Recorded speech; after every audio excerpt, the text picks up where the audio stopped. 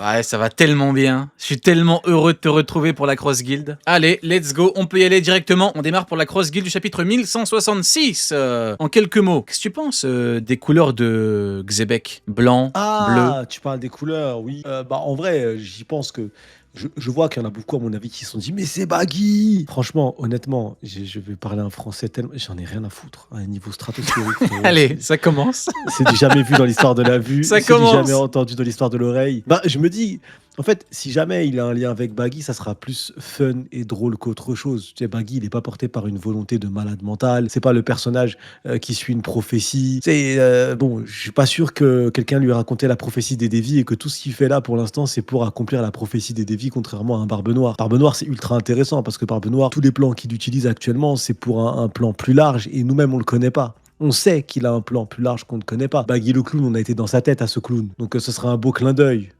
Mais faudra pas me prendre pour un con et me faire croire que Baggy le clown, depuis le début, il fait ça pour la volonté des Dévis. J'y croirais pas. Ok. J'y croirais pas. Ça marche, ok. Moi, je me dis honnêtement, alors j'ai pas envie de faire le mec qui est un peu dans le... Mais je pense qu'il y a un monde où Oda a remarqué qu'il y avait un petit intérêt vis-à-vis de, entre guillemets, la théorie, l'hypothèse des fans qui dit que Xebec peut être le père de Baggy. Et donc, dans les arrêts de jeu, il s'est dit...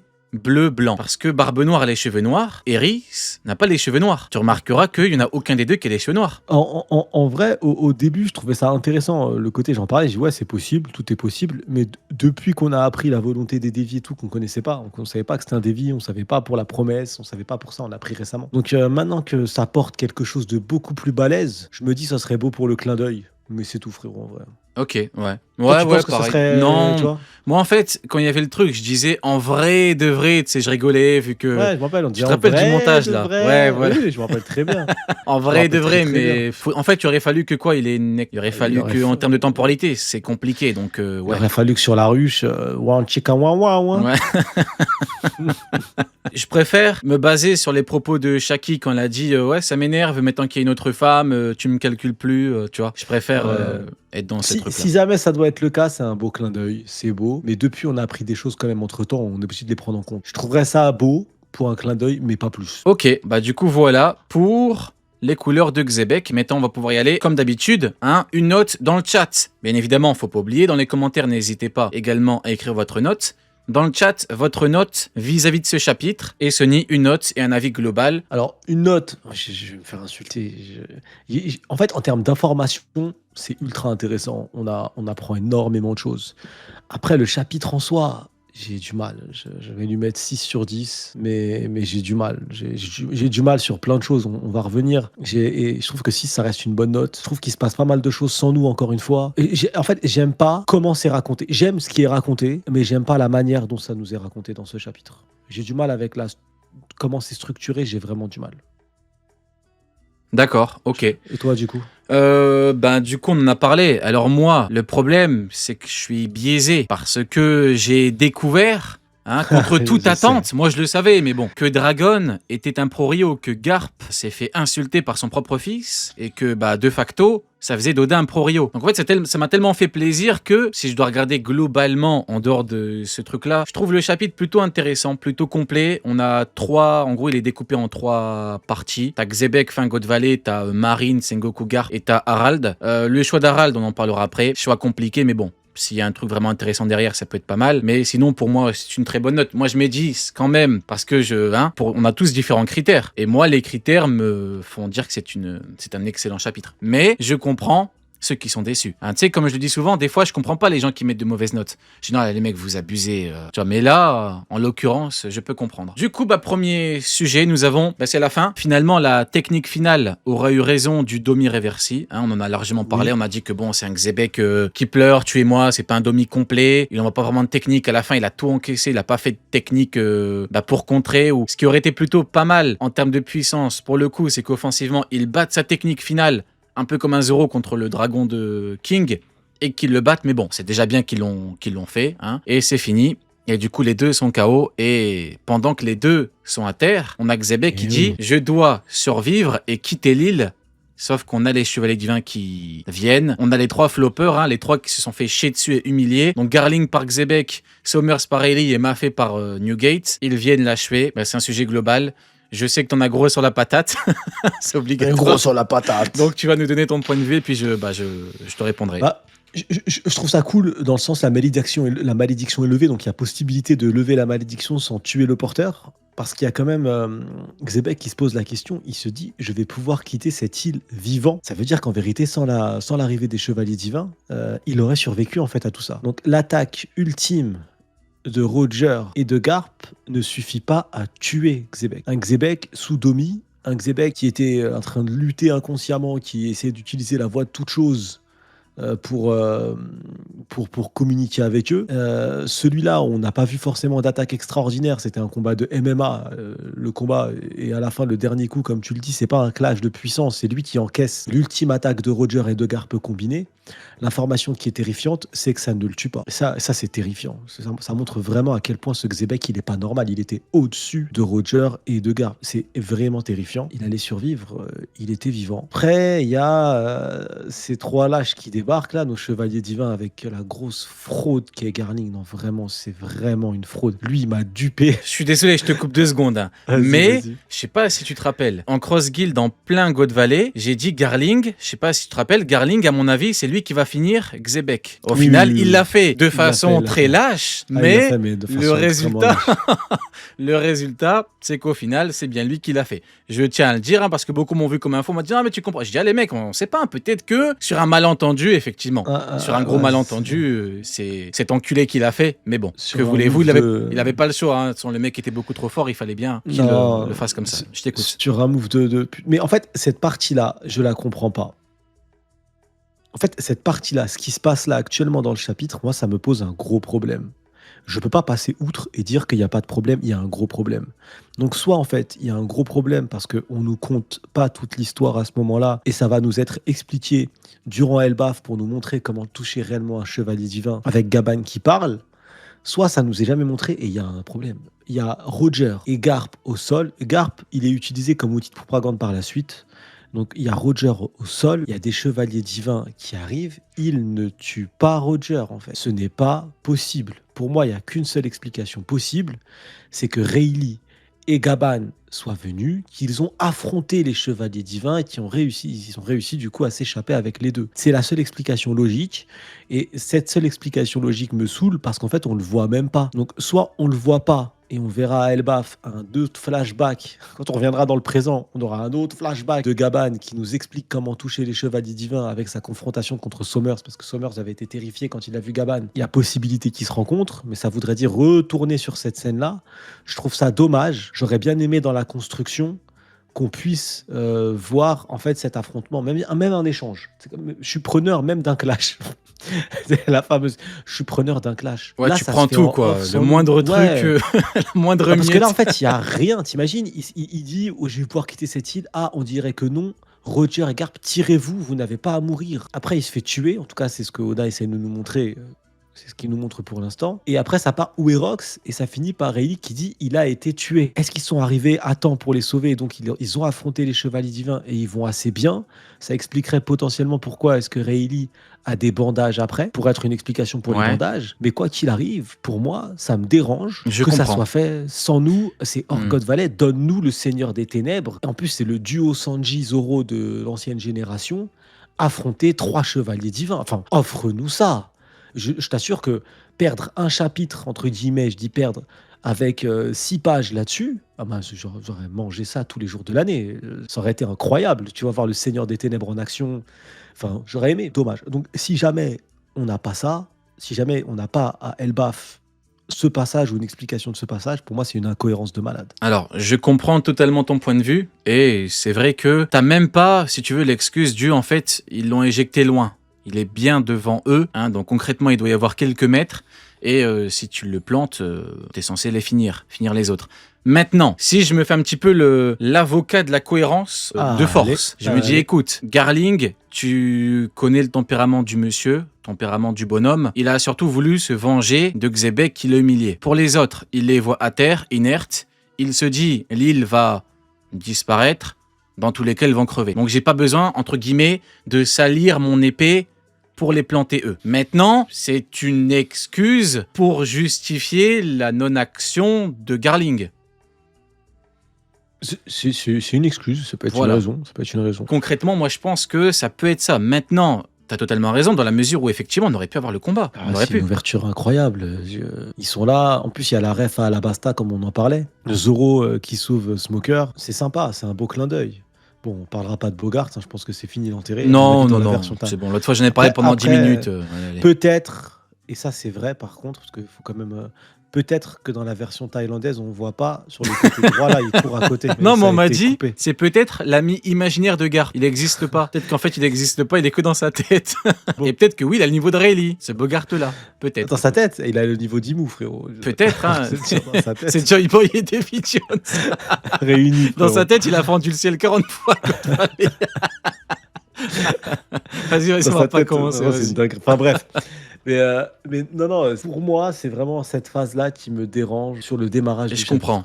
Je chapitre. comprends. Franchement, ça me dérange. Parce que Gaban et Rayleigh, c'est pas n'importe quoi. Après, je comprends, mais d'un autre point de vue, encore une fois, je me refais l'avocat du truc, mais regarde Imu, elle aurait pu, pour être sûre, invoquer les doyens ou rester sur place. Mais Imu s'est barré. Donc en Ouais, fait, c'est barré. en c'est fait, on barré. dirait que t'as un espèce de manque de considération des forces sur place. Tu vois ou pas? Bah, On t'as dirait un que t'en côté as rien un à peu foutre. sadique, un peu. Imu, c'est vraiment le côté sadique de fou furieux parce que quand elle utilise Xebec, c'est un côté horrible. Tu vas tuer ton clan, tu vas tuer ta famille, tu vois. C'est vraiment, Ouais. pour moi, c'est vraiment ça. C'est vraiment ce côté-là sadique, dégueulasse, Mhm. sombre, un peu comme Garling. En fait, ouais, les chevaliers divins, c'est des Tenryubito avec le même comportement des Tenryubito, sauf qu'ils sont plus forts que des Tenryubito. Ils sont capables d'affronter des ennemis, ils sont capables de vivre dans le nouveau, de voyager dans le nouveau monde. Ils ont la capacité de le faire. Ce qui est pas capable de faire un Tenryubito lambda. Donc en fait, ils ont ce comportement dégueulasse. Et sauf qu'ils ont la force à côté qui va avec. Alors maintenant, je vais lire les notes de notre envoyé spécial au Pérou, parce que Neil est bien évidemment notre envoyé spécial de la Cross Guild au Pérou. Il est parti, voilà, chercher de nouveaux arguments pour enterrer Garp. C'est le mec il invente, il invente un truc. Au sujet de Xebec, le Domi Reversi peut se défaire par une défaite sans avoir besoin de passer par une mort, ce qui veut dire que les règles entrent dans la catégorie des fruits du démon type Sugar, mais pas dans celle du type Hancock Moria. Effectivement, la malédiction est brisée, c'est l'information clé à comprendre vis-à-vis de ce chapitre-là au tout début, et je valide, il a raison. Et il a également dit que il avait raison au sujet de Xebec, Garp et Roger, c'est bien un truc de dit, car Newgate, Kaido sont partis alors que ce ne sont pas des dits. Alors j'ai envie de dire que bon, pour le truc des dits, c'est la symbolique peut être là, hein, c'est une symbolique qu'on peut trouver. Maintenant, est-ce que Oda a dessiné ça dans le sens où c'est des dits? Peut-être. En tout cas, le fait est que voilà, Newgate était de trop. Parce que déjà que, bon, hein, concrètement, à 2, c'est passé, à 3, ce serait passé encore plus facilement. Voilà pour les notes de notre envoyé spécial en direct du Pérou. On peut continuer avec les derniers mots de Xebec. Merci de m'avoir arrêté. Est-ce que tu penses qu'il y a un monde où Xebec n'est pas mort? Bah, ce serait beau. Ce serait beau. Est-ce que c'est lui, le pirate au cache-œil? Ce serait beau de fou. Mais maintenant, le problème, c'est qu'il est lié à... Il est lié à Barbe Noire. Et moi, le problème que j'ai, c'est qu'on parlait à l'époque du retour de Xebec. On s'était dit, quelle que soit la forme, il reviendra. Que ce soit sous la forme d'une volonté portée par Barbe Noire ou pas, c'est un personnage qui aura un rôle à jouer. Là, actuellement, pour moi, il a joué son rôle. Il a mis en place, pour nous lecteurs, le clan des Devi. Il a mis en place une promesse. Donc, il a fait un lien très fort entre Barbe Noire et l'histoire principale et Imu. Parce que ce qui est cool, c'est qu'en fait, Oda, il avait rédigé un lien, il avait créé un pont entre Luffy et Imu, avec Joy Boy. Donc cet affrontement et cette confrontation a été écrite. Sauf que tu n'avais pas de lien entre Barbe Noire et Imu. T'en avais pas. Tu avais un lien peut-être de rêve, oui, mais Roi du Monde, ça crée un lien, mais tu n'avais pas un réel lien scénaristique. Là, Oda, il a créé un nouveau pont. Il a créé son Tequila Wolf à lui. Maintenant, Barbe Noire est lié à Imu, parce qu'il est lié à une promesse portée par le clan des Devi, parce que c'est un Devi. Donc ça veut dire que Barbe Noire et Luffy, scénaristiquement parlant, maintenant ont un lien fort avec l'antagoniste final du gouvernement mondial. Et ça rend le personnage Xebec intéressant parce que ce lien, c'est lui qui permet de le construire dans le flashback. C'est lui qui est porteur de ce lien parce que c'est lui en plus qui nous présente Imu dans la chambre fleurie quand il la rencontre au début, qui parle de Devi et qui conclut avec le fait que ça soit un Devi durant l'arc du coup de God Valley. Donc le personnage a tissé son lien. J'aimerais qu'il revienne parce que pour moi c'est le pirate par excellence. C'est le meilleur pirate écrit par Eiichiro Oda. C'est le meilleur pirate de l'histoire de One Piece. Pour l'instant, tout simplement, je suis désolé, mais il a mis Roger. Il l'a mis sur une autre table. Vous savez, dans les mariages ou dans les fêtes, il y a une table avec les adultes, une table avec les mariés, et il y a une table pour les enfants. Il a mis Roger à la table des enfants, frérot, je te mens pas. Oh là là. Frérot, je te mens pas. Il a Ah mis, tu sais là quoi, là. frérot, tu sais, ces Question tables-là, qui où, fâche, genre, frérot. t'as qu'un menu. T'as qu'un menu, genre, ils mangent des nuggets, frérot. Les adultes, ils mangent des vrais plats. Les enfants, ils mangent des nuggets, frérot. Il y a 6 nuggets dans l'assiette Il qui se mange tapent des en nuggets duel. froides Ah, ouais, grave. avec un peu de pain dur, Et une brique un de peu de jus. ketchup. Oh, t'es fou. Ah, merde. Alors que Xebec, il est assis à côté de la mariée, il se tape des barres avec le marié, il raconte des anecdotes, et même il a le droit au discours. Le problème maintenant, c'est que le faire revenir, est-ce que ça va pas effacer Barbe Noire? Parce que si on le revoit, on va pas dire à Barbe Noire, va t'asseoir là-bas dans cette table, il y a des nuggets, il en reste 2 3. Et c'est ça en fait. Pour le bien de Barbe Noire, je pense qu'il ne faut pas qu'il revienne. Après, si c'est que mon avis personnel pour mon kiff à moi, frérot, tous les jours de l'année, hein. Je comprends. Je cotise, frérot, même pour qu'il revienne. Ouais. Je fais une cagnotte. Je te promets, je fais une cagnotte. frérot, Je suis le plus gros donateur. Ah ouais, je Mais vais ouais, toquer chez les gens. je comprends totalement. Parce que c'est vrai qu'il faut regarder un petit peu chronologiquement comment ça s'est fait. Effectivement, au tout début, j'étais le premier à dire que Xebec va revenir parce que Xebec était vendu comme étant un méchant. Et donc, ça aurait été pas mal qu'il revienne en tant que grand méchant, qui avait le niveau, voire peut-être même plus fort qu'un Roger et tout. Sauf qu'il s'est avéré que non. C'est pas un vrai méchant. C'est même pas un méchant tout court. C'est même un méchant très tout bon court. gars. Et donc, du coup, en fait, dès que j'ai vu qu'en fait, Xebec était pas du côté, était beaucoup plus du côté bien que du côté mal, hein, si tu places un curseur dans le truc, Bah je me dis oui, bon, en frérot. vrai, c'est compliqué. Maintenant, le problème, c'est qu'il n'y a pas de cadavre, il n'y a pas de mot du narrateur, il n'y a rien. Il y a un monde où il revient, il y a un monde Pour où moi, il y a un monde où mort, il est en un monde où prison on à le voit, Marie-Joise. Hein. Je vais pas te mentir que. où il est utilisé pour des expériences. En fait, on a appris Ouais, pas mal de choses peut-être. dernièrement. On a appris qu'il y a des expériences qui sont réalisées même par les membres du Gros-Seil, en fait. Et donc, instinctivement, c'est des Tenryubito plus, mais du coup, ils sont à Marie-Joie. À Marie-Joie, il y a des expériences horribles qui sont réalisées. Il y a des expériences qui sont réalisées sur des fœtus, sur des embryons, directement, sur des femmes enceintes. Enfin, on est dans un niveau de hardcore. Où toute frontière de l'horrible a été dépassée. Et donc oui, il y a un monde où ils l'ont embarqué. La seule phrase qui pose problème, et ça sera lié au flashback qu'on aura plus tard si on en a un, et j'espère qu'on en aura un, il a été tué. Est-ce qu'ils ont été témoins de cette scène? Parce que là, c'est un épée dans la gorge. Est-ce qu'ils l'ont vu? Tu vois, et c'est ça le problème, c'est qu'il manque, c'est qu'il y a un trou noir dans ce flashback où Oda décide de pas nous le montrer tout de suite. Ça peut être utile pour Elbaf, tu sais, quand on va nous expliquer comment les toucher, parce qu'à un moment, il faut revenir dans le présent et affronter les chevaliers divins sur place. Ça sera intéressant. Je sais pas te dire, frérot. C'est ce trou. Est-ce que Oda le montre pas parce que pour laisser le doute pour Xebec aussi, potentiellement, et du coup, lui proposer son retour? Mais tu vois, les mots, il a été tué, c'est. Je sais pas. Faudrait Effectivement. partir du Non principe mais que Rayleigh t'as se totalement trompe. raison. Je vais l'afficher. Hop, je vais l'afficher directement. Hop. Alors du coup, bah on est à la suite et nous avons la discussion. C'est vrai qu'il a dit il a été tué. Maintenant, je rappelle que Pell s'est pris une bombe nucléaire. On parle pas d'un petit truc. Hein. Il s'est pris une bombe nucléaire sur la gueule. Il est revenu. Ouais. J'ai souvenir du père de Lola. Il s'est pris un coup d'épée pleine nuque par Oven. Une épée chauffée. Normalement, son coup découpe comme du beurre. Hein. Il est vivant. Donc peut-être soit Garling a flopé, soit son corps a été récupéré après et ils l'ont conservé, voire même réanimé par je ne sais quel moyen. Maintenant, est-ce que je force ? Certainement. Est-ce que j'abuse ? Peut-être. Est-ce que je suis dans le déni ? Absolument. Est-ce que je suis dans le déni ? Totalement. Et j'assume totalement être dans le déni. Je veux pas Parce que qu'il je meure. suis fou. C'est mon Totalement. frère. C'est mon frère et je veux pas qu'il meure. Je suis dans le déni là. Là, je veux pas. Ouais, je suis sûr, frérot. Non, en fait, c'est difficile ce passage parce que c'est dire adieu, encore une fois, c'est dire adieu au meilleur pirate du manga. Et ce n'est pas un antagoniste, en fait. On est triste parce que c'est un protagoniste qui C'est perd. notre frère, Sonny. Notre frère est tombé. Frérot, il est avec nous en CE2. Ouais. C'est un protagoniste, ce n'est pas un antagoniste. On nous l'a dépeint comme un antagoniste horrible, un monstre. Vraiment, on nous faisait comprendre indirectement que c'était un monstre qu'il fallait arrêter absolument. En fait, on se rend compte que pas du tout. C'était un Robin des Bois des temps anciens. Il pillait à des voleurs déjà. Il payait pas n'importe qui. Et c'était un prota qui était contre le gouvernement mondial et ses institutions, quoi. Qui voulait détruire un Ouais. monde. Imo Qui était effrayé pourri, par le quoi. potentiel du bonhomme, hein, faut le dire. Hein. Bah frérot, tout le monde était Oda, il a dû être effrayé lui-même. Grave. Ce qu'il a écrit là. Grave.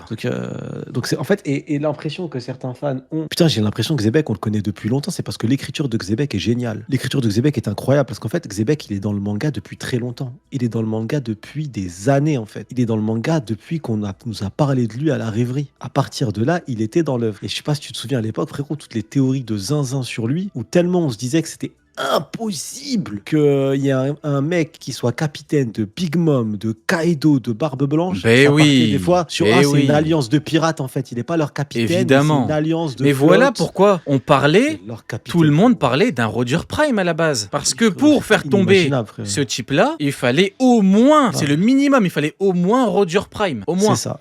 Mais Donc, il s'est c'est avéré ça. qu'en fait, bon, les Rock, c'était pas non plus, c'est des mecs qui étaient très loin du niveau qu'on a connu. Très Et loin, il y très a peut-être loin. eu une banalisation générale du Très niveau des empereurs ou du niveau des c'est- meilleurs ouais. combattants du monde. Ah. Encore une fois, tu mets un Kaido d'Onigashima à God Valley, même Oh, c'est Imu, pas ouais. Imu va voir le gros dragon. Oh putain de merde, c'est mieux, tu sais, je reviendrai un autre jour. Je Elle reviendrai invente. un de ces quatre. Elle est obligée d'invoquer Exodial maudit après.